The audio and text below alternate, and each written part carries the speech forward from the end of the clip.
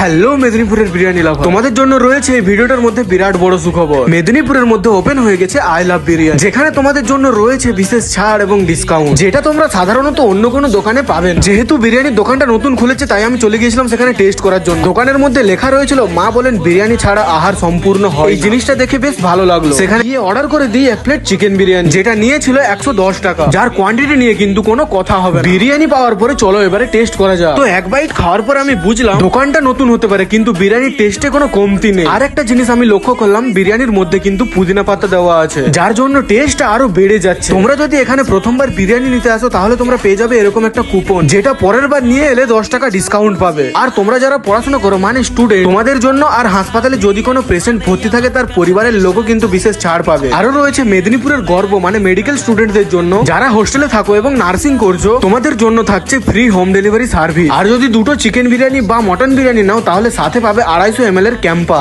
দাদা তোমার দোকানের লোকেশনটা কোথায়?